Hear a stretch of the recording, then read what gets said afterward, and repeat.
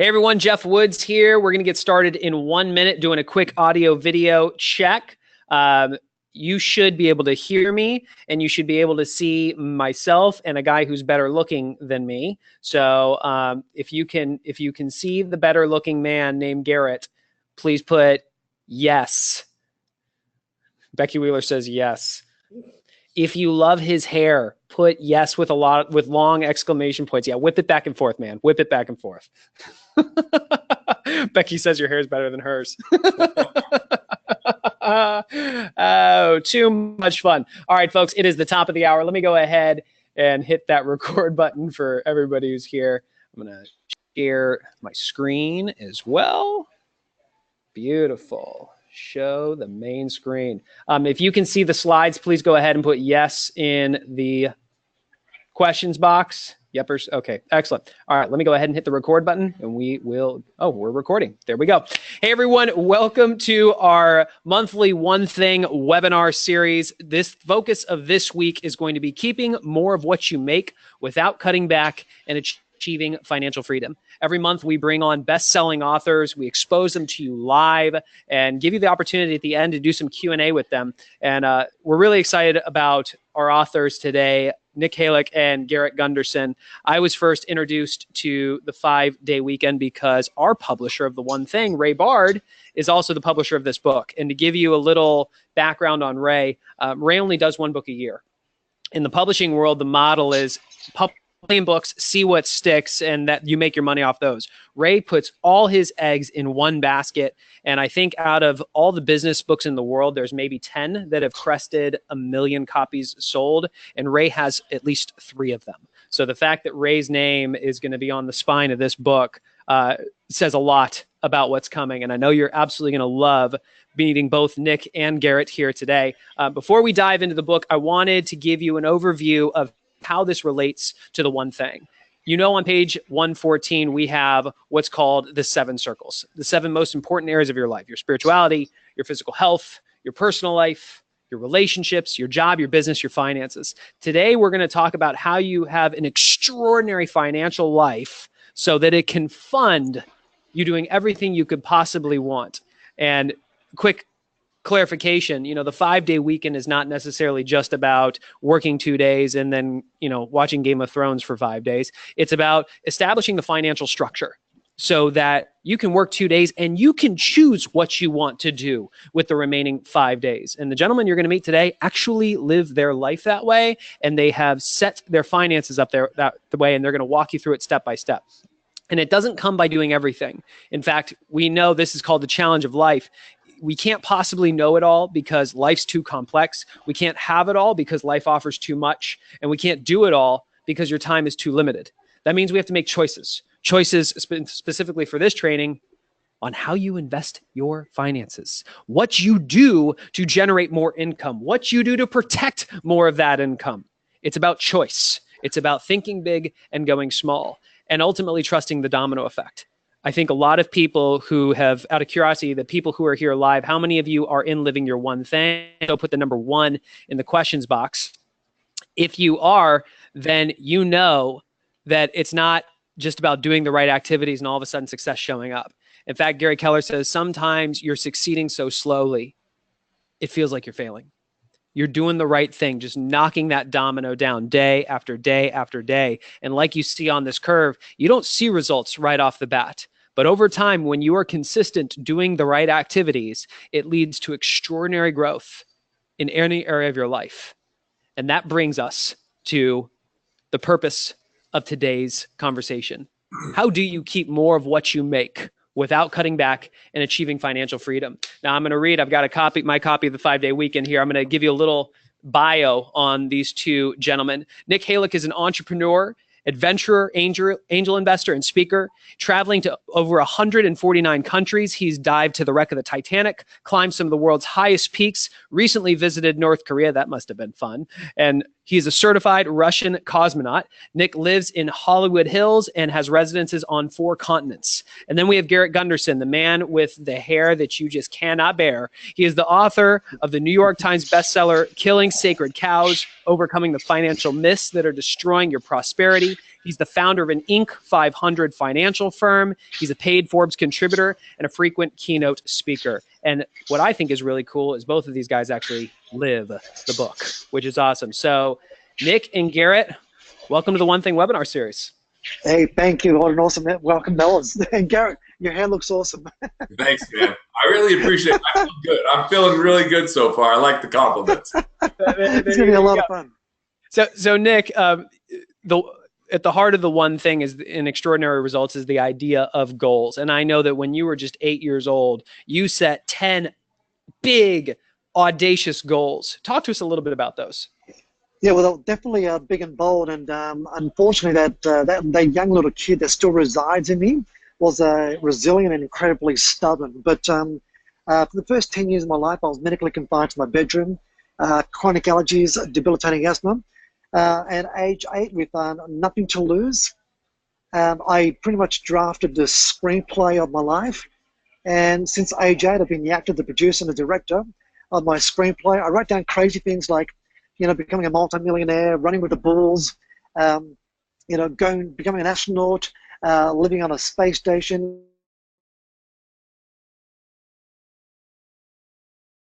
World. Just crazy things that that a young child with their imaginative mind can actually come up with, I guess. On a space station, running. I wanted to be a karate instructor. That didn't happen. Why is it that so many of these things actually did come to fruition? I guess I'm just saying I'm a typical Taurian, incredibly stubborn, and I know in life, you'll never get what you want. You'll never get what you deserve. You'll only get what you negotiate. And for me, I just cut every sign of a tree. And I've just been, it's just that perseverance. I've persevered. I mean, I had all those medical ailments. I had a lot of challenges in my life. So for me, it was always more like trying to prove everybody else wrong. When the doctors said that I couldn't live an ordinary life, well, I wanted to defy them. I wanted to defy the academic system. So for me, it was all about just proving the system and your authorities wrong, and that I can actually, design or be the architect of my own life. That is. So where did this idea of the 5-day weekend come from? Well, by default, I mean, I pretty much sort of stumbled upon it. I didn't realize I hadn't raised my level of awareness that I was living a 5-day weekend lifestyle. But for about 15 years, I was traveling around the world. I consider myself a cyber gypsy, just this multi-millionaire vagabond. But I wasn't confined to any cubicle or a workstation or a factory floor. I had entrepreneurial businesses. I had a lot of I had an extensive real estate portfolio. So I was able to dictate how I was. My entrepreneurial endeavors. I mean, and I pretty much it was probably about 12 years ago. Here I am. I'm living on a Russian military base. Monday to Friday, a Russian military base with troops and tanks, and yet I'm in my dormitory on a Russian military base, and I'm doing webinars, I'm doing conference calls on my laptop computer kind of thing. And I'm thinking, if I could be on a military base here, conducting business and my entrepreneurial lifestyle, I mean, I could be anywhere in the world kind of thing. So the formula was, was sort of created, a few decades ago, and I started to live that life. And it sort of dawned on me that I guess I would be in the trenches probably about 80 or 90 days a year, and most of the time I was just transient and just traveling around the world, I guess. Cool. And Garrett, what's your background? Talk a little bit about that, outside of having the world's greatest hair ever. So I'm going to say 2 things about Nick and then give my background. First off, he created 10 visions more than 10 goals. And they were just crystal clear. Get to the moon, live on a space station, eat on the Titanic down in the ocean, be in an active volcano, be a rock star. This guy was a guitarist for a rock band, and that's how he started to earn his living and invested money rather than blowing it when everybody else was out partying. So he just had crystal clear things. But what I like about it is they were bold. So they would probably elicit fear in most of us if we wrote them down, and excitement. And that combination seems to be the most workable thing. So they were crystal clear, and they were things that were out of reach at the time that he wrote them down. So I think that's really important distinction. The second thing is, it's really annoying when you first meet Nick and you see his lifestyle, because it's like, this dude knows how to invest money, and he invested in becoming a better investor. Money's a lifestyle, and if we don't figure it out, I don't care what your gifts are, all that could be ruined, because he's a professional guitarist. He taught guitar lessons. I think someone showed up at his door when he was 12 years old, and he was like, I'm a guitar teacher. And they're like, what? I'm twice your age. How are you going to teach me? Then he just showed that he was pretty amazing. So I think that's really cool to illustrate that he created this from his own invention of his mind. But then what we brought is the systematic way for others to build the same thing. So my background is I came from a coal mining town. I mean, I'm a third, like my great-grandfather left Italy in 1913 to provide a better life for his family and didn't see him for 7 years. And then he ends up being a coal miner, buying a tiny house in East Carbon, Utah, and finally moving his family over and meeting his daughter for the first time when she just turned 7. Then his son, and then, you know, and basically my grandfather, and then even my father were all coal miners. Now, I didn't want to be a coal miner. I've never stepped foot in a coal mine. So in order to get out of that small-minded kind of community and that limited world, I had to start figuring things out. And I started a business when I was 15, detailing cars. So washing the coal mining vehicles and the repossessed vehicles at the credit union where my mom worked. And instead of blowing that money, I wanted to invest it. And I won a young entrepreneur competition that came with $5,000. I thought I was rich and I wanted to invest that money. I didn't realize that wasn't that much money. And that led me on a path of learning and navigating the financial world and questioning a lot of what we've been trained and taught, which is setting money aside, hoping for the best in the long run, to say there are better paths to wealth. And when I was 22 years old, I went on a 2-year, 2-month journey every single month, flying around to interview the best financial minds, attend these events that I normally didn't have credentials to get into, and meet with people that had high affluence, more wealth individually than my entire community had combined. And that's where it kind of began. Yeah. There's a few themes that I want to hit on here for everybody who's listening to this. Number one, it doesn't sound like either of you came from money. Is that correct? Certainly not. No, okay. Definitely not. Interesting. And both of you have multi-million-dollar net worths now. Yep. Indeed. Okay. And more importantly, but incredibly humble. Yeah, say that again, Garrett. I think more importantly is just like I became a multimillionaire at 26, but I lived like a pauper. I pinched pennies. I saved every dollar. If I traveled, I was a miser during it, and I just thought about work and obsessed about it while I was gone. To now, I'm turning 40 right now. I've been able to really, like, I just got back from a 3-day trip with my wife, taking her to one of our favorite comedians and surprising her with Hamilton tickets, staying in some nice hotels and having good meals, and not thinking about work for those 3 days that I was gone, but then coming back and engaged in work that matters and that I enjoy, doing things like writing and speaking and teaching and building incredible relationships rather than doing customer service, sales, and everything I could do on my own to save every last penny. So it's a different world for me than I started in. So the first thing I want to point out for everybody who's here, regardless of what your financial circumstances were, what you were born into, where they are today, you're looking at one guy, Garrett, and you hear another guy, Nick. Both started with really nothing and turned it into something. And both of them had a similar, they both did one thing. When they made their money, they put it in their pocket versus putting it in someone else's. Out of curiosity, how many of you who are here, and I won't say names, this is a safe place, how many of you have allowed your lifestyle to rise to a level to meet or exceed your income over time? If me in the questions box. And by the way, I'm going to go ahead and raise my hand because all of you know that I have now done this twice. Geoff, do you know about Parkinson's law? Do you know about Parkinson's law? Work fills to expand the time you allow it. Same thing with money. Expenses rise to meet or exceed the increase without infrastructure. Ah, interesting. So we're going to walk through the 5 steps. In fact, which one of you guys wants to walk through the 5 steps to the 5-day weekend? J-Man, go for it. All right, cool. I'll walk through. I'm gonna share my screen, everybody, so that you can go ahead and see. If you can see the steps, put something ridiculous in the chat box. Yeah, we have fun here. All right, go ahead, Garrett. All right, you'll see at the base, there's two things that we're looking at that I feel is sometimes overlooked or not fully addressed in the world of finance. Most of the time in the world of finance, it goes into the second box or the second one above, which is how to make money on your money and how to invest your money. Garrett, read them aloud because this is ultimately going to go up on the podcast later and people won't have the visual.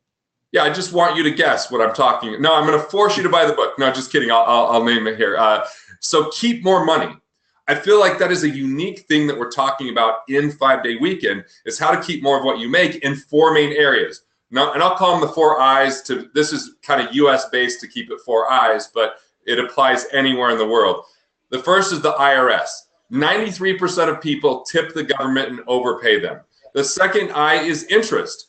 4 out of 5 people, if they have more than one loan, overpay on their interest rate because they don't have the right credit score, collateral, cash flow reporting, or connections. And then the third I would be investments. There's plenty of non-performing and hidden fees inside of that confiscates wealth, and we're talking about substantial wealth. And then the fourth I is insurance, which there's a lot of duplicate coverages, improper structure. So we look to put more money in your pocket, not by coupon clipping or not by reductionist thinking, because no one shrinks their way to wealth. So this is all about efficiency and keeping more what you make. The second thing is personally and individually looking to make more money. So there's 3 ways to live within your means. Hold on, Garrett. I want to pause you real quick. So before we do that, because you said the I so fast, first and foremost is looking at the IRS, how much you're paying in taxes.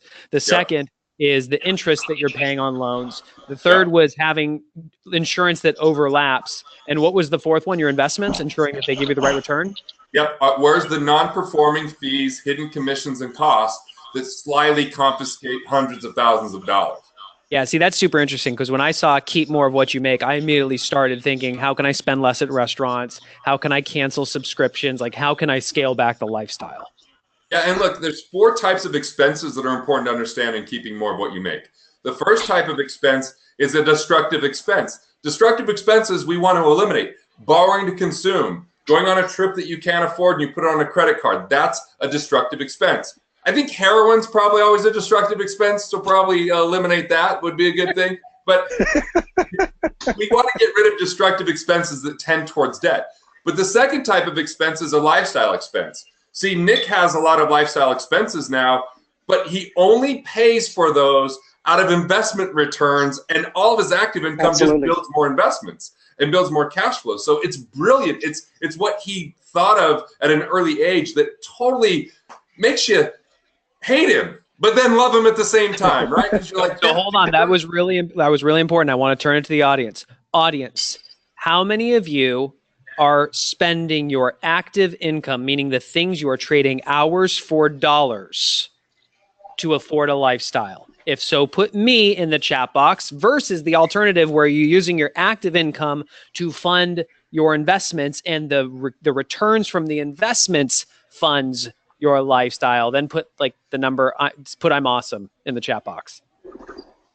I'm not seeing any awesomes. So the lifestyle expense is fine. You just don't borrow to consume. Those are the things we enjoy in life. The third type of expense that we really address in this book, and some of the wealthiest families like the Rockefellers totally understood, is a protective expense. Building up enough liquidity and safety that you have cash on hand, having the right corporate structures if you own a business, having the right insurances to transfer risk without overpaying on that.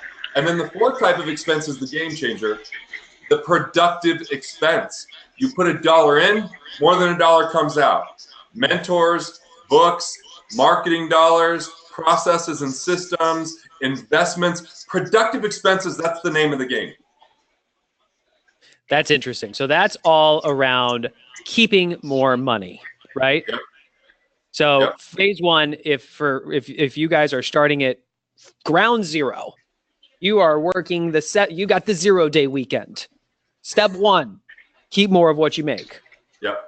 So once we get that down, Garrett, where do we go from there? Then we want to make more money. And this can be done a bit simultaneous, but you mentioned when you heard keep more money, you thought budgeting, cutting back, elimination, reductionist thinking, which a lot of financial books talk about. But there's 3 ways to live within your means. When we hear live within our means, most people hear budgeting. Budgeting sucks. So here's the other 2 ways. Be more efficient within your means. That's the keep more of what you make in the 4 I's. Or expand your means. Expanding your means means serving more people, solving bigger problems, or utilizing scale and leverage to reach more people or more deeply impact the people you reach, because no financial investment can compete with making more money and keeping more money. You do those 2 things, then that's what becomes the game changer for investing the money or having your money make money. Cool, cool. So we focus on keeping more of what we make, then we focus on expanding how much comes in. What do we do with that excess amount?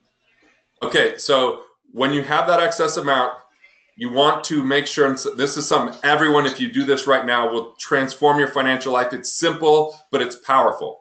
You set up a separate account. We call it, Nick and I call it a wealth capture account. And it's just a checking, savings, or money market account. And what you want to do is off the top, invest in yourself and pay yourself first. So when you take personal income, you want to take 18% off the top in this other account automatically. That becomes your liquidity and safety. And what we're teaching people to do is deliberately save and then intentionally invest. So deliberately save or automatically save. Most people automatically invest. Nick and I don't believe in automated investing where you turn your mind off and hope that it works out in the long haul. We believe in automatically save, and then when the money's there, allocate the investments appropriately. And where Nick made the biggest difference early on, and he can speak to this if he wants, is distinguishing growth investing versus momentum investing, which is the next slide up on when you're making your money make money. Nick, talk about that a little bit. Yeah, definitely. So with growth investing, obviously it doesn't take money to make money, but it does take money to actually invest. And by investing, we're not talking about speculating ASAP. So what we've been saying is build your foundation, solidify your foundation. Making sure you're not building your financial empire on quicksand, for example. So we're not solidifying foundations. Then we want to start to incorporate growth investments. And by growth, I'm talking about real estate, for example, over here. Things that have a high probability of generating an income over here.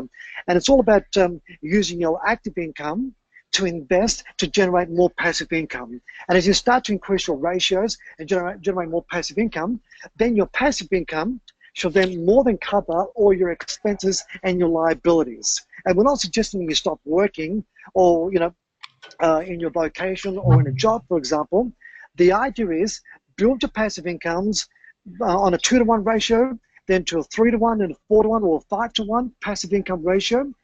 And then at a time you're choosing, you may want to reduce the amount of active hours, or you may want to continue working your active hours. But the most important thing is make sure that your passive income now covers all your lifestyle and liabilities, because now what you're doing is you're alleviating anxiety and stress, which gives you greater clarity and greater focus to basically focus on the things that really matter in life, which is your health, your family, your time, and just your exuberance and just your invigoration about going out there and living life in your own terms and conditions.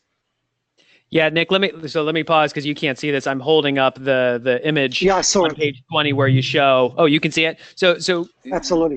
Explain if I don't get the book all messed up. Explain exactly what this looks like, because I'm putting myself in the listener's shoes going, all right, I'm just paycheck to paycheck right now. I hear what you're saying. Absolutely. Try to cut back, save a little bit more, but you start talking about passive income, it doesn't feel tangible to me. Yeah, so let me explain over here. So most individuals, now assuming your expenses are $3,000 a month, okay? So $3,000 a month. So your objective is you need to make $3,000 just to service and cover all your expenses. So at the start of the month, you start on a 0-to-1 ratio, and your objective is to get to a 1-to-1 ratio. So for example, if your expenses are $3,000, you need to come up with $3,000 to service your expenses. That's a 1-to-1 ratio. Now that's active income, meaning it's 100% reliant on your efforts. It's 100% reliant on you to get out of bed, go to work, go out there, be physically active to generate that active income to service your debt and your liabilities. So the idea is we want to do this. We want to start to invest, because a lot of individuals, they use after-tax dollars and they just basically spend it on things that are just purely for instant gratification. I mean, what Garrett's done and what I've done, you know, we believe we're playing the long game over here, delayed gratification, because we're in the trenches, we're all working, not just one job at a time. I mean, you know, we had multiple entrepreneurial things going on at the same time. And, you know, I mean, I was in the trenches doing 50 or 60 or 70 hours because I wanted to build my investment base to generate more passive income. So the idea is, obviously, your active income is at a certain point. As you start to increase your passive income, you can start to reduce your active income over a number of years. Now, we're not saying this is going to happen overnight. It ain't going to happen in 12 months. But the sooner you start, the sooner you take massive action, the sooner you participate in your own financial rescue, you can start to expedite this. And the great thing is, you're going to see that incremental improvements, you know, what we call Kaizen over here, which is going to strengthen your resolve, your confidence, your self-esteem, your belief system, and you're going to keep on going. There's going to be challenges along the way. We all know that. I mean, this is not an easy path. You need that fortitude. You need that the resilience. You need that belief system. But you also need individuals around you in your orbit of influence to also keep you accountable to maintaining this this roadmap that both Garrett and myself have clearly laid out in the book. Now, and folks, I put this slide up again for you and for people who are listening on the podcast later. It's the image of the domino effect, right? You do the right things. You scale back, you keep more of what you make, you start making more money, and you channel that surplus into investments. Are you going to just, boom, the passive income shows up right away where you have the hockey stick growth? No. You gotta trust the domino effect, which is why we showed this. And what I'm hearing for both you and Nick and Garrett is that stuff didn't show up right away. You had your model, you had your system, you trusted the domino effect, and over time, your passive income raised to a point where your ratios were toward that 10-to-1 ratio, correct? Indeed. There we go. Okay, cool. So high level, we keep more of what we make. Yep. We start to make more money. We then start to fund it in different types of investments. Help me understand a little bit more from a high level the difference between a growth investment versus a momentum investment. Okay, so growth, for example, well, we're not talking about you know, mutual funds or any of that type of you know, that traditional. We're a lot more contrarian, for example. So for me, I was always, I got started in real estate. I bought my first property as a teenager. And then I started investing in more multi-family apartment buildings as opposed to single-family apartments, for example, or single-family home. Because if you lose your tenant, you've now lost 100% of your rental income. So for me, growth investing has been multi-family apartment buildings, building them up where I can raise the valuations. I can then borrow against them arbitrage-wise, and then I can just keep on scaling up, you know, buying more apartments and more apartments. Because, as we know, you know, over 105 million Americans actually rent, and the millennial base will continue to rent up until the year 2050 over here. So that demographic is going to continue that trend, that rising trend in relation to individuals that are renting. So for me, it was really just building that growth-based investing there. Momentum-based investments is, for example, cryptocurrencies, for example, or Forex, or basically trading options on the financial markets. They're a lot more speculative, more momentum. So what I tell everybody is, start with your growth investing. Money that you generate, then loop it back into your lifestyle. Or option B is, whatever you generate from your growth investments, take 30% from that, and then put that into your momentum type investments. But my point is, whatever you generate in your momentum investments, make sure you loop it back into your growth investments. And then what you're doing is you're generating more passive income, which is going to service your lifestyle. And the really important thing there is, you know, we don't want to speculate, because a lot of individuals, they get caught up in speculation. You know, it's the fear of missing out over here. And they go from after-tax dollars straight to speculation. And we're saying that is definitely not the route to take. Build your foundations, you know. Real estate over here, conservative strategies that are going to give you passive income that have been proven time and time and time again. You can also start to speculate, but only utilizing profits that have been generated from your growth investments. Yeah, and that's really important.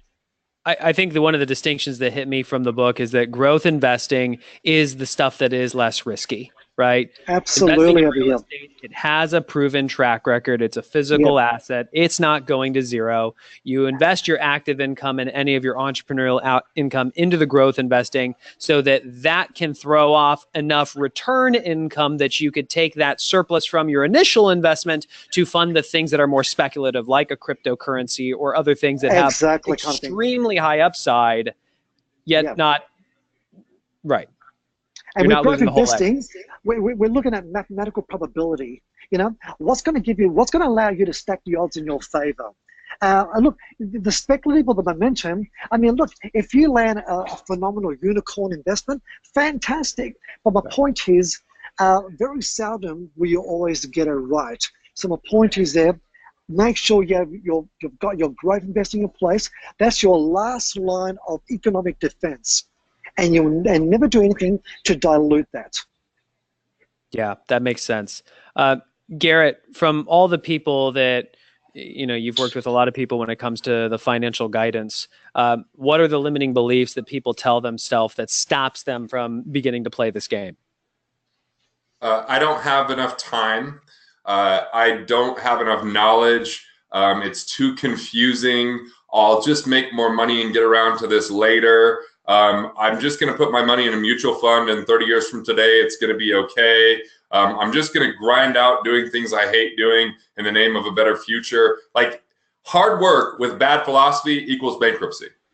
And that's where people got to get it crystal clear. And money's not optional if you're going to live in society. Now, if you're going to have a loincloth and a bow and arrow and live in the mountains, you're totally cool. No big deal. Don't need to read the book. But if you use money as a tool of exchange, not understanding it is a problematic life. That was the guys trip you sent me the email on, right? For next month, the loincloth and bow and arrow thing in Utah. Yeah. Yeah. For people who are on here live, I'm actually really curious. Like, we've walked you through much of the model, this idea of keeping more, make more, invest it in something that's safe with a predictable return, use that cash flow to invest in the speculative stuff that'll give you the high return. What are your limiting beliefs around this? Put that in the question box, because I would love to serve those up to Garrett and Nick, and let's have a real conversation around this. Yeah, and there's some things that tilt the odds in your favor here. I mean, first off, if you go, I just don't have any extra money, we begin with being efficient and finding money for you. Right. Second, we go, here's how you make more money. Because of the skills, resources, knowledge, and ability you have, whether you're working in a job and we show you how to be more entrepreneurial and make more income. Like, look, I'll begin with my own organization. I acquired a firm in 2014 that was laden with big salaries, and everyone was on salary. And I said, look, if you guys want to remain on salary, you see what you get. If you want to change your salary but get a percentage of upside when you contribute to the bottom line, and I could tell you that every single person in our firm made more money last year than they'd ever made before. And some of them made so much, I was going, man, that's a damn good strategy. Like, they're making so much more money there, because we have to think like either entrepreneurs or intrapreneurs.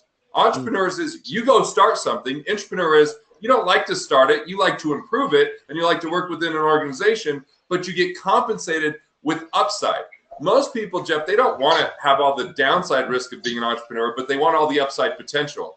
And when we share the right conversations and thinking processes, they make more money. Then here's the news. When it comes to investing, people go, oh, it's overwhelming and it's confusing.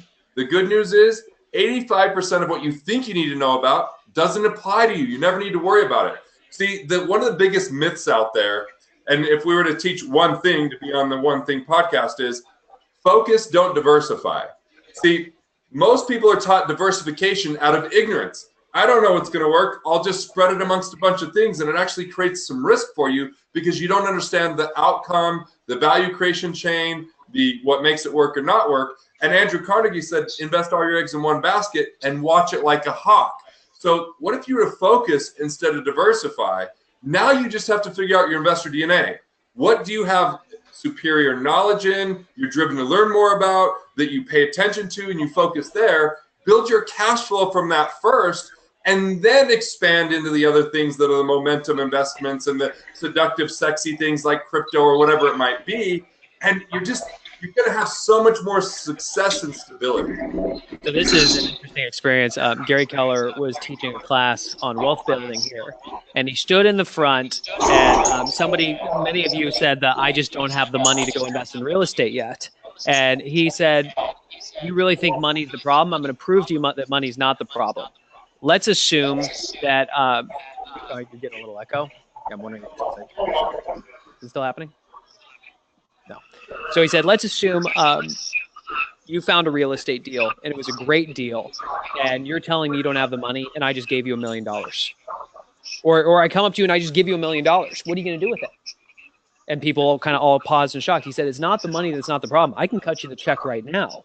It's you don't actually know how to identify an investment. And he did a perfect example. He had a woman bring up a really nice high heel, and it had a red sole. For all the women who are watching this, you know what kind of shoe that is. And he said, if I asked every single one of you to pay $50 for this shoe with this beautiful red sole, would you do it? And every woman said yes. He said, oh, so you know the value of this shoe. And they all said yes. He said the difference between you and wealthy people is wealthy people learned to master the value of appreciating assets, where everyone else learns the value of things that depreciate in value. What would it look like if you every weekend went and mastered the real estate market so you knew what a deal was? Because if that deal showed up, the money would show up as well. Are we still having an echo? A little bit. I'm muted for a minute to see if it was on my side. Yeah, I'm muted on my side too. Hold on. All right. So where do we go from here, guys? All right. So keep more, make more, grow your investments, and then really it's a mindset of continually investing in yourself and the knowledge base and the mindset that you have and the relationships that you have. See, I feel like there's 3 types of capital out there. The first type of capital. Nick, go ahead and mute yourself, man. I think there's just some weird thing that's happening with the 3 of us. All right, so Nick muted. All right, go, Garrett. Okay, so there's 3 types of capital. I think a lot of people want more financial capital, but we have to realize financial capital is a byproduct of 2 other precious forms of capital. The first one being mental capital. It's your knowledge, ideas, wisdom, tools, strategies, insights. And sometimes people say it's not what you know, it's who you know. But let's face it, if you don't know anything, you don't get to hang out. Nobody's inviting you over, right? So what we know is critical. When we multiply that by the relationships we have, by taking our mental capital and bringing it to people, networks, organizations, clients, mentees, mentors, friends, family, there's a bridge between that called business. And that bridge just needs to have access of serving others, solving those problems, and delivering that value, and dollars follow value. So the best way to exponentially grow your wealth is find that one thing in your mental capital that makes the biggest impact, and find the biggest influencers or magnifying glasses or people that exponentially get your message out there, and there's money to be made. And we're in the most magnificent time. We got cyber gypsy Nick Halik here, living who knows where. He's in North Korea, he's in silos, he's in volcanoes, but he can still do business because of a telephone. And I mean, how cool is that we have 12-year-olds and 8-year-olds that are multimillionaires because of the advent of the internet? So I feel like even though it's a more crowded marketplace, there's never been an easier time to reach people in some ways and harder time for them to hear your message. But it's a time where people are even more loyal if they find people of true value. So don't seek to be a man of wealth, seek to be a man of value. I believe that was Einstein that said that, so I don't want anyone retweeting or saying that was my quote. But the bottom line is that's what we're talking about here. And if you have a money problem, it's never a money problem. It's a mental capital problem or a relationship capital problem. So you're only one idea or one relationship away from the next level of prosperity. And I'm using the word one with extra emphasis here for you today, Geoff, man, just to keep it in the theme. Thank you. Folks, what ahas are you having? I'd be very curious to share what some of those. Jenny just said, oh my gosh, I love that. What ahas are you having? And at this point, with all the things that you've been considered, what's the one thing that's stopping you? Share that with us so that I can serve that up to Garrett and Nick, and let's have a conversation around that. Nick, is there anything you'd like to add to that? Look, I will say right now, it's like, I mean, everything that I've done in my life, it's been a specific roadmap because it's all about experiential living. And I find a lot of individuals, they get caught up in life, you know. They die at 21 years of age and they get buried at 75 because they've just lost a desire, lost the will, and it's like their passion has been somewhat extinguished over here.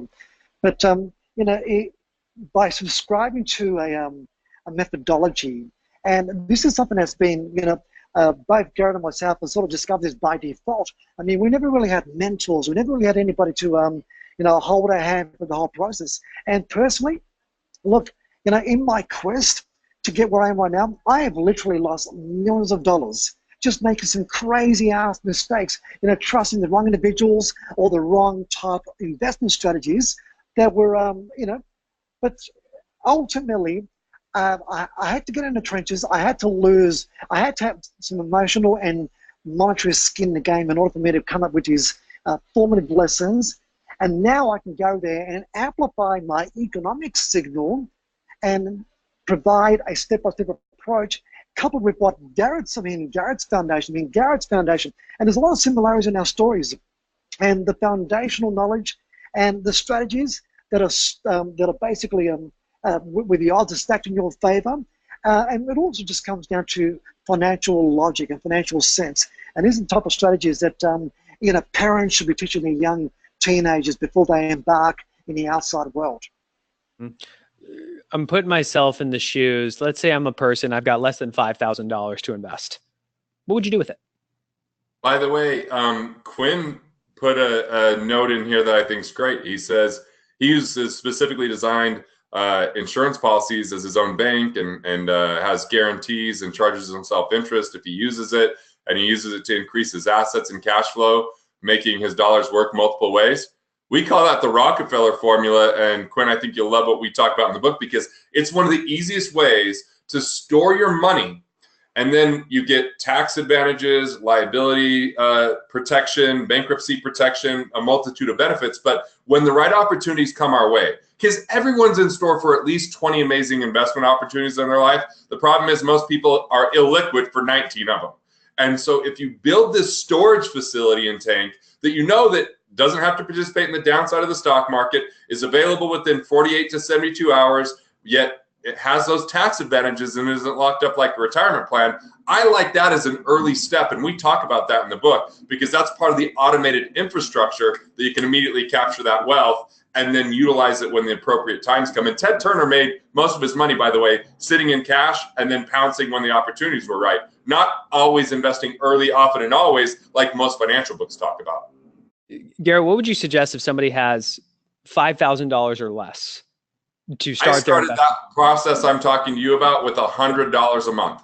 So you could put a lump sum in, but more than anything, if people are saying, where do I invest? It's a clear answer. Your financial knowledge, your investor IQ, and in some type of system or mentorship, because you got to become a better investor. And $5,000 will go a lot further in your head than any type of account. Some people will erroneously go buy Bitcoin with it or erroneously go to a tax lien before they understand those things. You've got to have the knowledge base first. And if you like, my first $5,000 investment while I was in college is I actually paid for an economic and financial system that cost $3,000 for the training and $2,000 for the software. I still use it to this day, 20 years later. That was better than me going, oh, I'm going to take that $5,000 and I'm going to go buy a stock that I think is going to pay off. And sometimes we put the cart before the horse that way, thinking the product is the answer, but the process, the knowledge, and the right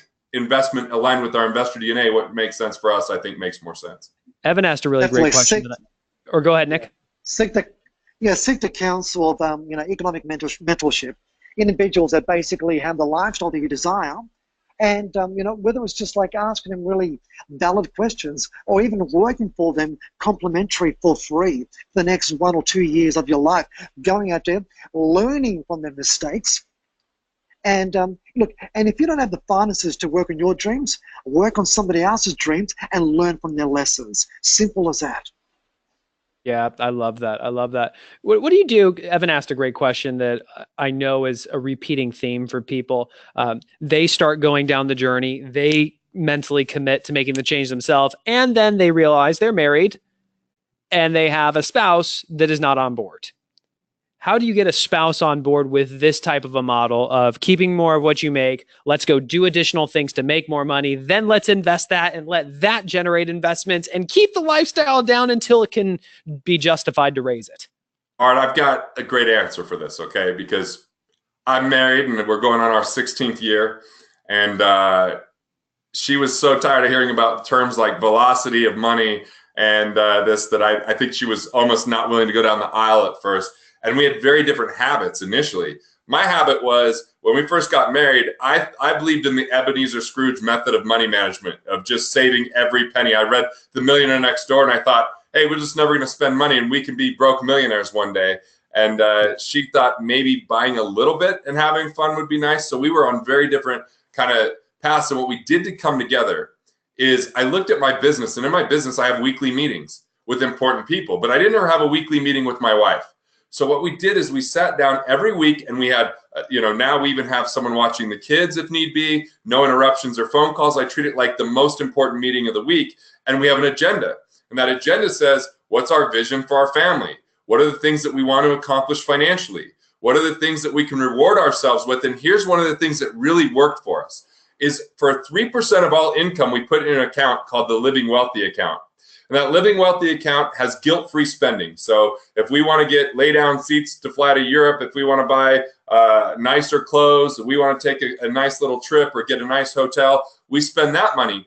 And we did this along the way so that we didn't feel like we were on a financial diet all the time, which just sounds like death, right? D-I-E-T. Die is the first three letters of that. Like where she's going, oh, awesome, I married the miser of misers, and I guess we'll just never get to enjoy the money. So that gave us a little bit of freedom, that every time we saved 15% into our wealth capture account, another 3% went into our Living Wealthy account with guilt-free spending, and then we weekly would measure our progress. Hey, are we living within our means? What can we do to expand our means? When we hit any of these major milestones, what can we do to reward ourselves so we're not waiting for 10 years or 12 years down the road? So she saw light at the end of the tunnel, felt rewards along the way, and it took a while of having weekly conversations, but after a few months, we got on the same page. We worked on this together. I started giving her money into her accounts where she could spend it however she wanted when it showed up. I didn't need to get my permission, so she felt a little bit of freedom. Everybody has their own money personality. Some people are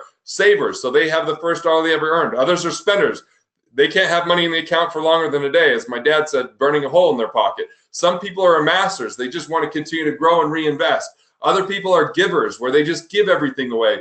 And most people don't marry the same financial personality as them.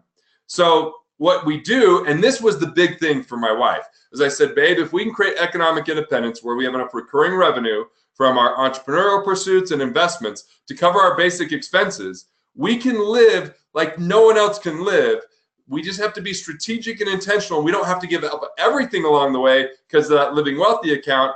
But once we get there, let's do this and this and this, and we can have this. And like, we just bought into a vision and a dream together where like, we're inspired by that. Didn't happen overnight, weekly meetings, and a little bit of like, it's not even compromise. It's just, what do you need? What do I need? How can we get there together? And she wanted more than anything financial stability and security, and I'm an entrepreneur. So I'm reinvesting so fast. I was like, what kind of financial security and stability do we have at Economic Independence? She goes, amazing. I'm like, right, so can we get on board to getting there as quickly as possible?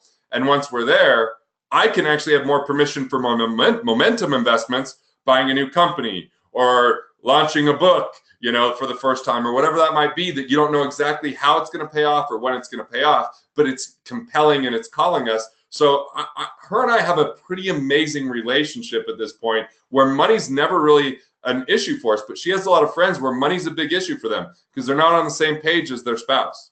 Let me ask you this. How many people who are listening to this are realizing that you have an opportunity to have a meeting every week with your spouse around money? If so, put yes in the questions box. I will share that this has been a journey I've been going down, Garrett and Nick, for at least 6 months now. And I started implementing Sunday meetings with my wife. And in fact, every Monday when I sit down with my partner, Jay, and I hand him my 411, first question he asks every week is, how was your Sunday meeting with Amy? the challenge that I brought to the table is I brought accountability coach to the table, where I'm the guy that wants to save everything and she wants to live for the now. And it created tremendous distance. Yeah, when I'm accountability, it's a problem for us. So I'm no longer accountability coach. So I'm with you on that. Well, what I love that you said is the same advice Jay gave to me, is move from being entrepreneurial to being purposeful. Establish a system. When there is surplus money, how much of it, what percent will go into, we call it the fund. I love it. Your wealthy fund. My question for you is, what were the points of your agenda? Because right now I've always just sat down and looked at budget, which is not exactly motivating for her. Cool. Look, I'll give my agenda to everyone, and there's no opt-in. It just happens to be sitting on a website if you want me to give that out. Go.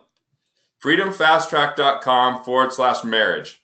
2 interviews on that where people interview my wife and I. One guy was the original guy we hired to run the meeting because we were too much of a train wreck at first to figure it out together. And the second one was the person that inspired us to have an even better relationship. But we have our whole agenda. Our agenda, that's the weekly one, our quarterly, and our annual agenda. You can borrow, steal, adapt, or whatever from that you want. There's no opt-in. I gave a speech at Genius Network once, and I was like, hey, here's some resources for you, and it's always been up there. freedomfasttrack.com, that's 2Ts.com/marriage. Awesome. I love it. There was another question around, boom, boom, boom. Nope, totally lost it. I've got the memory of a goldfish. What's a question I haven't asked you yet that I absolutely should ask you? Nick, you go ahead and answer that. I'll type in the website real quick. I just typed it in. Oh, my assistant just handled it. Nick, you got to unmute yourself. Yep. The question was? No, my question was, what's something that I haven't asked you yet that I really should? Like, if we just didn't ask you this question, we would not be doing our audience a service. Yeah, I think a lot of times, like, you hear a lot of entrepreneurial stories. You don't hear about the challenges. How many times you've ended up in a cul-de-sac. You're at one particular point, you're on this wealth superhighway, then bang, you're smashed into a cul-de-sac, and you're going to change your thinking, you're going to change your strategy. And it also it's all about how you're going to exhibit behavioral flexibility to change your tactic or your strategy to get back onto that wealth superhighway. Because as we know, so many things happen in life. There's so many challenges, and it's got to the point now where I love hurdles. I love obstacles because I've been challenged. I am being continually challenged every day, and I love that. And my point and my question to anybody listening right now is, how often do you get challenged? When I hire individuals and when I see contractors, I don't want to see their these resumes or how many how many certificates or whether they've got a PhD. I ask them, look, show them. Tell me your biggest mistakes. Tell me your biggest hurdles, and how have you overcome them? And I think for an entrepreneur, that has more weighting in gold than basically an individual just talking about how they've actually made the money. I'm more interested in the challenges along the way because we can all resonate with that. Well, let me ask you about a challenge that I know resonates. There were several people that their question was around, I want to invest in real estate. I don't have the knowledge yet, and I don't know what the right investment is. Nick, have you always hit home runs when you invested in real estate? Well, let me tell you. Yeah, I've got some crazy stories of real estate. I mean, tell them about your underwater property, bro. Tell them about your underwater land. I bought some acreage of land unsighted, and it was in a 100-year flood zone where 8 months of the year it's always underwater. And here's the crazy thing: some people would have sold that piece of land in disgust and just taken a loss. I still own it on purpose, so it's a continual thorn in my side to remind me not to be an idiot, but to do my due diligence. So I still keep it. It's still part of my portfolio, even though it's underwater. Hey, but not all real estate mistakes are bad ones. Tell them about your unintentional brothel. Huh, Nick? Tell them about that. Okay, so I was off to the supermarket one morning. I was going to buy some almond milk, and there was an auction along the way. So I just happened to walk into the auction, and there was about 5 people that were sort of supposedly bidding with an auctioneer.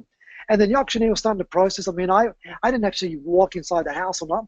But anyway, I I turned out acquiring a property because I sort of figured, well, keep the auctioneer, give me a bit of an incentive over here to encourage all the other people that are bidding to start bidding for the property. And it turned out that I was the only bidder. And by default, I'm the guy who actually acquired the property. So I purchased it for $218,000. Anyway, so along the way, this property about, year 5, year 6, I've renovated it, massive piece of property. The police came to my house to arrest me for supposedly operating a brothel. Now, little did I know, my tenants, who my managing agent said were the most amazing tenants, always paying on time, were actually operating an illegal brothel. Now I've got the police about to handcuff me, thinking that I was running the brothel. And the funny thing was, this house was a 2-bedroom house. By the time I got it back, it was a 4-bedroom house. Business was that good. So now you can rent out 4 rooms to a more appropriate renter after that, It's like so let me tell you, creating and an appreciated asset. Yeah, I mean, and that property, I just recently sold it December of last year. I sold it for $1.9 million. Bought it for $218, sold it for $1.9 million. So Nick, think of all your experience in real estate, and I heard you say 2 words: due diligence. Yeah. What does that look like for somebody who doesn't have a background in real estate? They want to start investing in real estate, and their zeal, their enthusiasm, their drive is going to make them just want to make a deal. Definitely. What should they do And my number one rule is the profits in the purchase. Never buy real estate with the hope it will appreciate over time. I want to buy it at least 10 or 15% below market value. For me, I don't want to overpay. So the human emotion is I always want to underpay. So look, for example, if I'm going to have a 20 or 30% deposit, I want to buy for at least 15% below market value. That means if I've got a 20% deposit, now I've got 35% skin in the game. So there's greater equity over here. I'm not going to incur mortgage insurance. And my rule is this: if there's a liability, I always pay cash. My principal residence of liability is always paid with cash. But when it's an asset, 20 or 30% down, depending on the style of property, and then I borrow the rest, interest only. So and my goal there is to just simply increase the capital growth value. Then I'm able to borrow against the property and then seek leverage elsewhere where I can generate 20 or 30% returns compared to a line of credit of 4%, for example. So the profit has to be in the purchase, I'm not looking at just investing in land. It's got to be income producing. I don't buy single family. I'm looking at, at least start with a duplex or a 4-plex over here, and then start to build it up to like 8 apartments or a building of 15 apartments or 20 apartments. Now I'm looking at multi-family apartment buildings of anywhere between 40 to 80 apartments. So you start to scale up here because I understand the game. I understand the needs, and all I'm doing is this: I value factor. I add value to whatever I do, and I provide a service for it. And for that, I get compensated. Yeah, I love that. Well, from a high level, I want to recap one more time, and I'll show the screen for everybody. The 5 steps to generating the 5-day weekend starts by simply keeping more of what you make. Then you focus on boosting your income. And if that requires a side hustle, so be it. That extra cash funds your growth investing, think assets like real estate that have a predictable track record of producing returns. And those returns fund your momentum investing, the things that are more speculative, more explosive. You go on your journey to the point where you ultimately can live your purpose.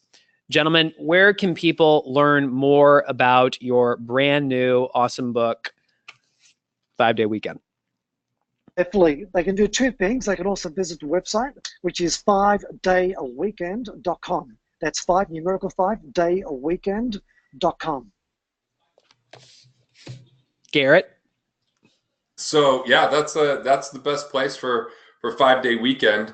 You can go to wealthfactory.com/podcast and get some pretty cool resources that I put together on improving cash flow and things that are perfect complements to the book that I did just for this and just for how do you do everything with a 5-day weekend. So awesome. Awesome. Well, folks, thank you so much for those of you who are here live. Every month we do a webinar just like this with best-selling authors. Go to theonething.com with the #1/webinar to learn more about next month's. And if you're not yet subscribed to the podcast, please go ahead and do so. This will be released there. Garrett, Nick, I really appreciate both of your time. Thank you so much. And Garrett, let me know when that bow hunting trip is. All right, man. We'll go get some fresh meat and run around without having to use money. Awesome. Thank you. Thanks, everybody. guys. Enjoy. Cheers.